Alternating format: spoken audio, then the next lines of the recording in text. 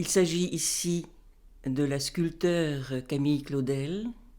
Elle s'adresse à son frère, Paul Claudel, l'écrivain. Récit de l'enfance. C'était hier, je crois, au temps des cris malades du grand-père, à l'intérieur du presbytère, de mon prénom androgyne et du tien, double, pour la protection contre les morts. Mère les chérissait près du verger, au temps où je courais pour masquer ma légère claudication, où Louise deviendrait musicienne, toi, écrivain, et moi, téméraire, sculpteur, au temps de mes premières mottes de glaise mises au four de la très ridée victoire et de ta fascination pour les cathédrales. Dans le grand silence asilaire,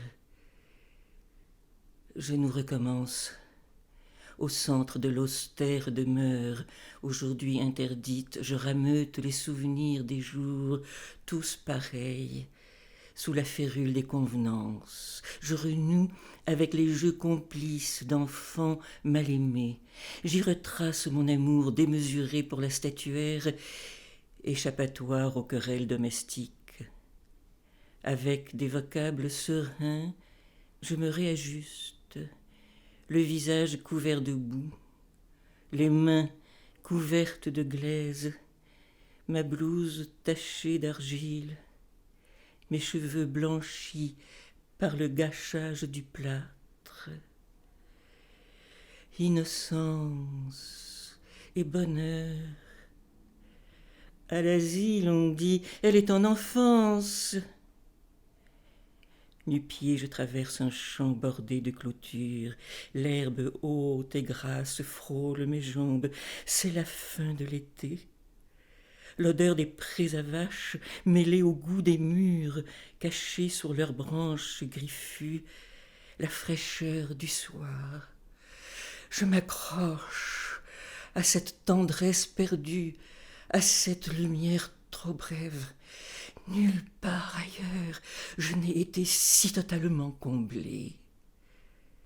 Tout est claustration et ton silence jusqu'à la fin. Tu me laisses mourir sans sépulture, ma tombe même disparue. Je dure contre, je suis un monstre de durée. La vie est un exténuement. Je reste là, en faction, devant l'inaccompli. La sculpture est mon unique foi. Les causeuses chuchotent. Petit Paul, qu'as-tu fait de ta sœur? Ô Sainte Marie en Camargue, Paul m'y conduit en voiture, calmement heureuse, vêtue de ma robe neuve, un calicot, une étamine bleue, une toile douce où passe l'air, la brise du bord de l'eau. Les formes encore occupent ma tête, j'en saisis les lignes cachées au cœur de la matière, comme au centre de tes mots. Simmel, venu d'au-delà des océans et des trahisons traversées, ta voix de malice, ma sœur Camille. Avant que la nuit ne m'engloutisse, je supplie, rends-moi à moi-même. Je refuse de mourir dans ton nom. Extrait du livre de Louise Cotenoir, Vanessa Bell, sœur de Virginia Woolf. St. Ives et Cassis. 15 heures. La stridulation des cigales, touffeurs de la ville proche, un pichet de limonade glacée sur la table de la terrasse. reproduire la buée transparente qui l'enveloppe. M'habituer à cette chaleur, mes joues en feu, mes mains gluantes de sueur, le paysage mûri, prêt à être cueilli. Cette lumière, une telle joie. Mes paupières à demi fermées, je dessine de petites maisons accrochées au flanc de la colline, les fleurs assoiffées, les pins suant leur gomme.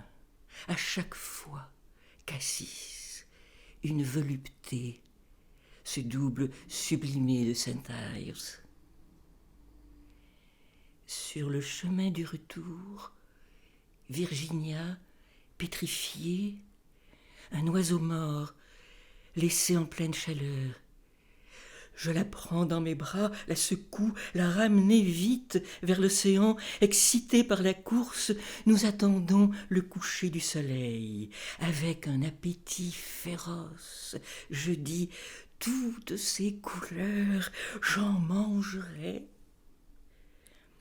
Au fond de mon œil, cette image, deux petites sœurs au centre d'un été presque parfait. Le calme de Cassis, mes yeux sur la surface du mur blanchi, un canevas. J'y appuie un moment ma tempe brûlante. Je palpe, caresse de mes doigts tachés le grain de la matière, étourdi par le parfum du rosier blanc accroché au pilier de la terrasse. Les abeilles s'y excitent. L'orage gronde.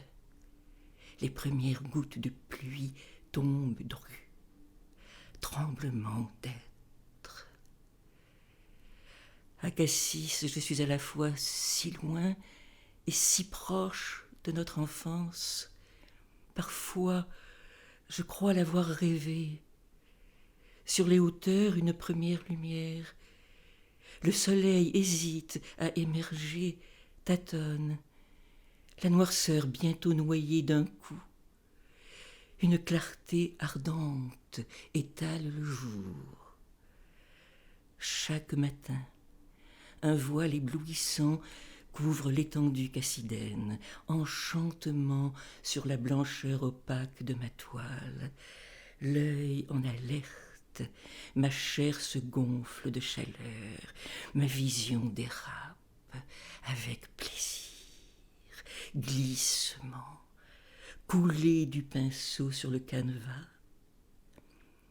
En fin d'après-midi, au crayon, je griffonne des barques agglutinées sur la plage. Métamorphose des éclats de lumière sur l'eau. La mobilité du monde, un ravissement. Ici, le tableau me crée.